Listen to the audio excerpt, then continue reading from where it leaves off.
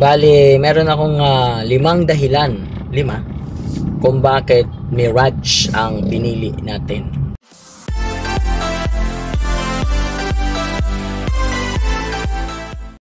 Mirage. Hindi ako masyadong expert sa sasakyan eh. Pero based on my research, bakit nga ba Mirage ang pinili ko? So, unang dahilan, mura. Siyempre, hindi tayo ganun kayaman. So, kung naghahanap kayo ng murang sasakyan na presentable at maganda, at kahit pa paano ay nakakasabay, Mirage is good. Mitsubishi Mirage GLX. So, number 1 is mura. So, kapag nagma-monthly ka, depende sa taon mo, yun ang magiging monthly mo. So, marami naman po yan, paiba-iba sila ng price. Depende sa kung saang dealer kayo. So, compared mo sa ibang mga sasakyan na minamantlihan mo, mas mura ito. Sedan siya, pero mura. Kasi may mga sedan na labas, ang mamahal, nasa 20. Yung iba nasa mga 19, ganon. Ito, less than siya. So, yun ang number 1. Cheaper. Number 2, bakit Mirage? So, dahil tayo na may hindi mayaman, naghahanap din tayo ng akma sa ating lifestyle. At ang lifestyle natin ay gala. So, kung kayo ay mahilig gumala at gusto nyo makatipid sa gasolina, ang Mirage po ay, kung hindi ako nagkakamali, correct me if I'm wrong, it's 1.2 displacement. So, since 1.2 lang siya, so, expected mo,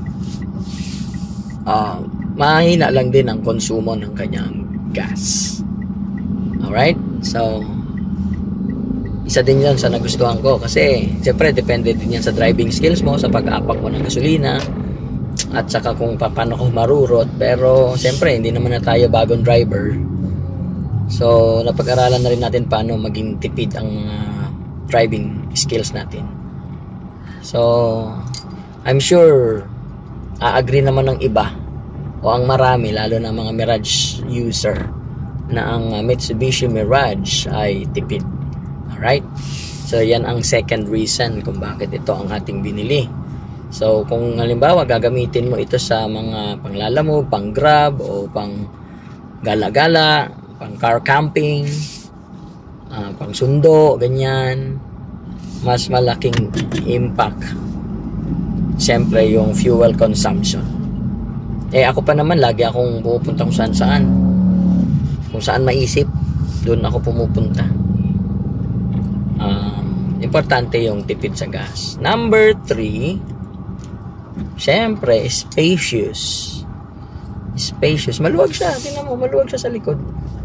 Maluwag ang trunk, number 1. Gusto ko. Kasya 2 tao magdikit. Kasya 2 tao na magdikit. Kunyari may kikidnaping ka, yan, kasya doon 2. Tapos maganda din yung nandun sa may likod niya. Dito sa may backseat, meron siyang yung panglagayan ng kape. Astig yun eh, parang social yung kotse mo pag ganun. Meron siyang lagayan ng kape. Tapos parang VIP yung mga sasakay dun. Yun. Pang-4 na dahil, tama ba? Oo, pang-4 na. Pang-4 na dahilan ay Mitsubishi siya. So, ibig sabihin, maraming pyesa, maraming pwedeng umayos, maraming kasa, kahit saan may kasa si Mitsubishi, no? Mitsubishi siya, so ibig sabihin subok na matibay. Okay? So, hindi ka mag-aalala na pag may nasira, orderin mo pa kung saang planeta galing. At hindi ka rin mag-aalala na mahal kasi nga Mitsubishi nga siya. Wala siyang pinagkaiba sa mga sikat din na mga brand kasi subok naman na tong Mitsubishi na ito.